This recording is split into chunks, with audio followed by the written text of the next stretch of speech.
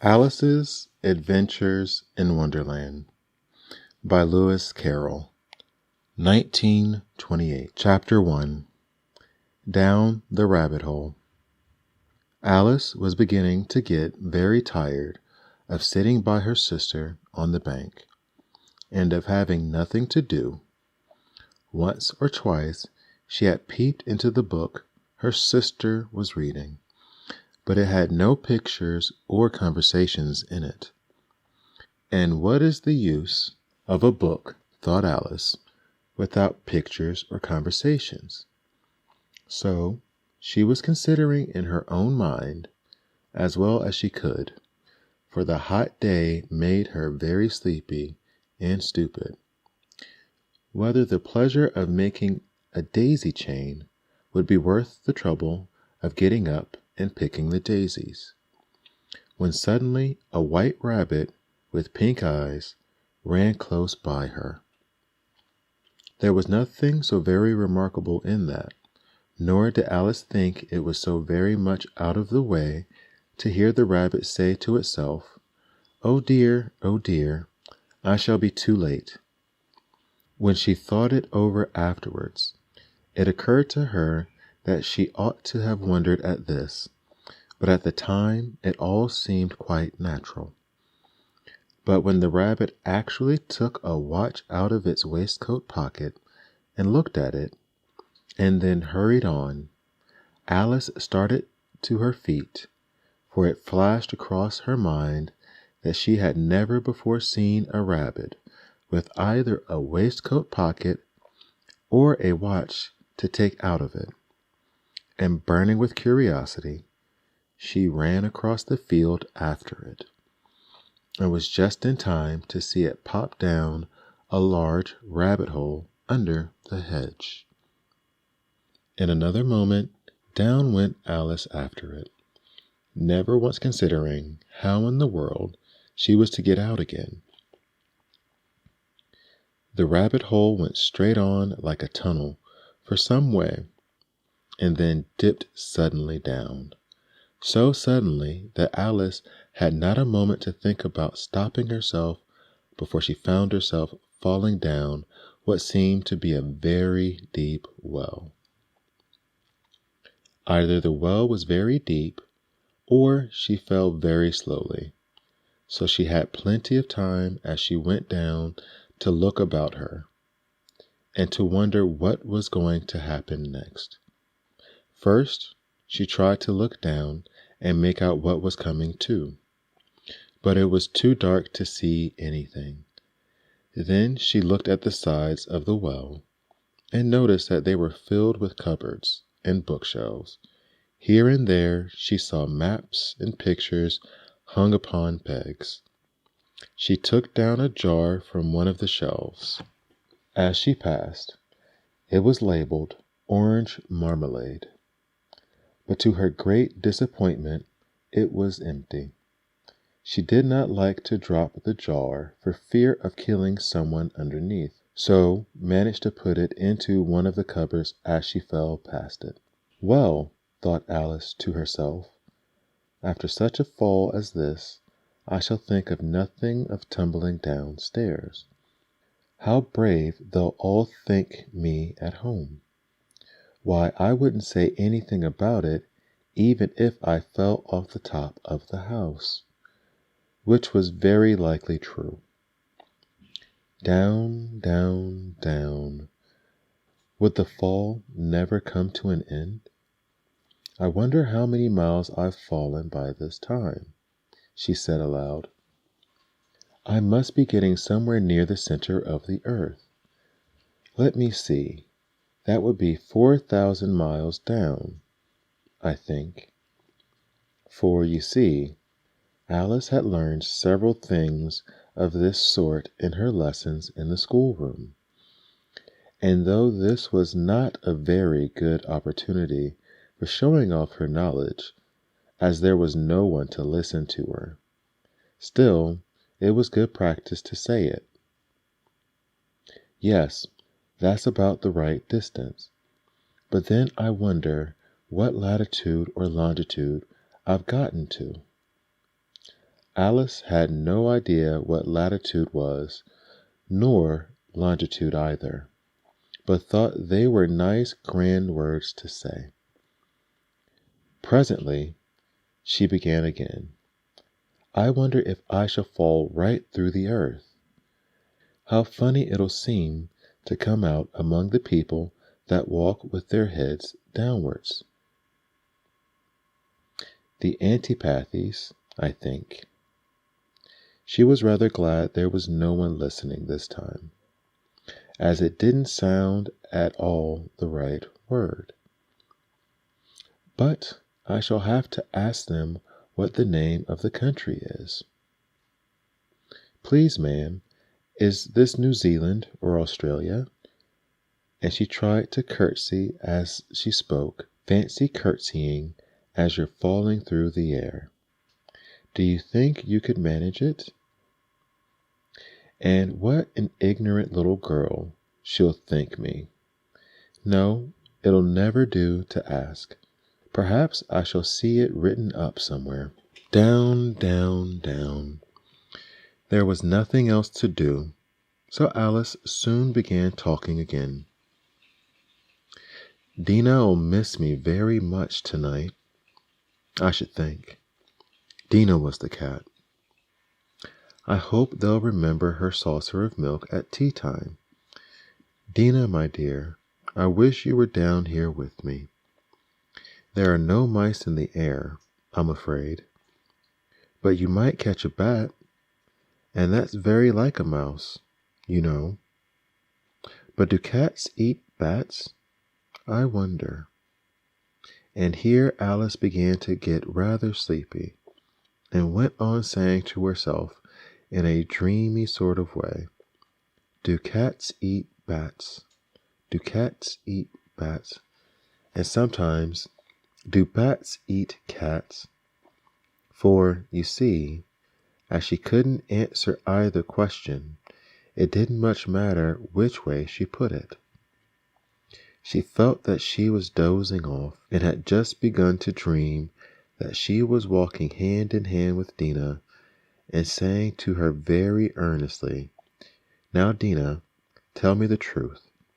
Did you ever eat a bat? When suddenly, thump, thump, down she came upon a heap of sticks and dry leaves, and the fall was over.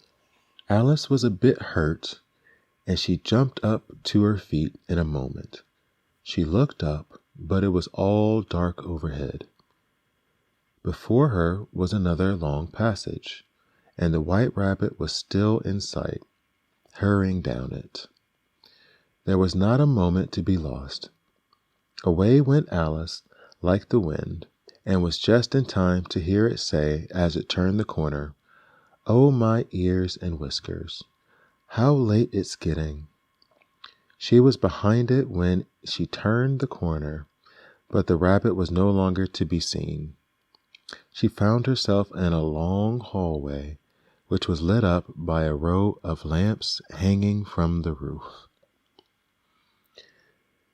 There were doors all around the hall, but they were all locked, and when Alice had been all the way down one side and up the other, trying every door, she walked sadly down the middle, wondering how she would ever get out again.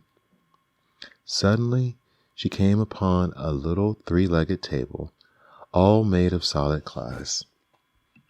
There was nothing on it but a tiny golden key, and Alice's first idea was that this might belong to one of the doors of the hall. But alas, either the locks were too large or the key was too small.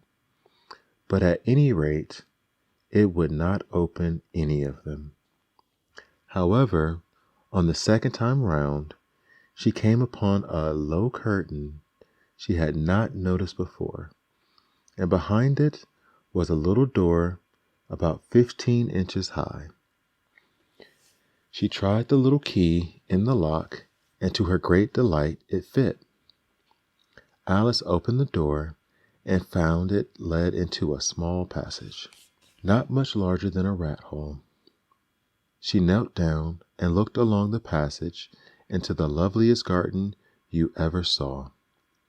How she longed to get out of the dark hall and wander about among those beds of bright flowers and those cool fountains. But she could not even get her head through the doorway. And even if my head would go through, thought poor Alice, it would be of very little use without my shoulders. Oh, how I wish I could shut up like a telescope. I think I could if I only knew how to begin. For, you see, so many out-of-the-way things had happened lately that Alice had begun to think that very few things indeed were really impossible. There seemed to be no use in waiting by the door, so she went back to the table, half hoping she might find another key on it, or, at any rate, a book of rules for shutting people up like a telescope. This time she found a little bottle on it, which certainly was not here before, said Alice. And tied round the neck of the bottle was a paper label with the words, "Drink me," beautifully printed on it in large letters. It was all very well to say, "Drink me," but the wise little Alice was not going to do that in a hurry. "No, I'll look first," she said, "and see whether it's marked poison or not."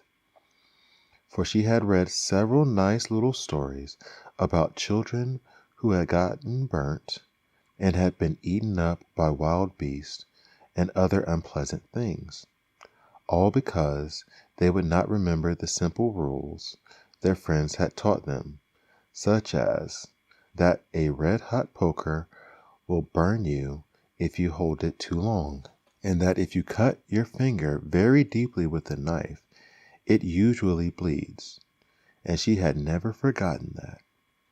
If you drink much from a bottle marked poison, it is most certainly to disagree with you sooner or later. However, this bottle was not marked poison, so Alice ventured to taste it, and finding it very nice, it had in fact a sort of mixed flavor of cherry tart, custard, pineapple, roast turkey, toffee, and honey buttered toast. She very soon finished it off. "What a curious feeling," said Alice. "I must be shutting up like a telescope." And so it was indeed.